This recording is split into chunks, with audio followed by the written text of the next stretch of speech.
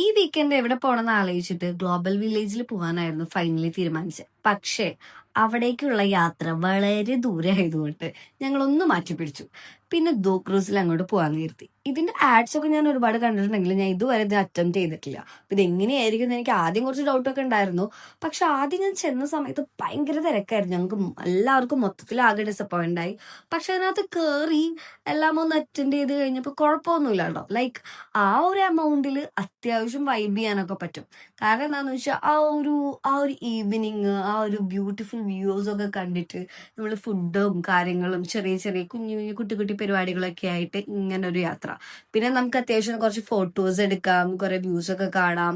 അങ്ങനെയൊക്കെ ജസ്റ്റ് ആ ഒരു എമൗണ്ടിന് ഈ ഒരു സാധനം അത്യാവശ്യം വർത്താണ്. അപ്പൊ നിങ്ങൾ ഇതുവരെ പോയി നോക്കിയിട്ടില്ലെങ്കിൽ പോയി നോക്കി നോക്കൂ.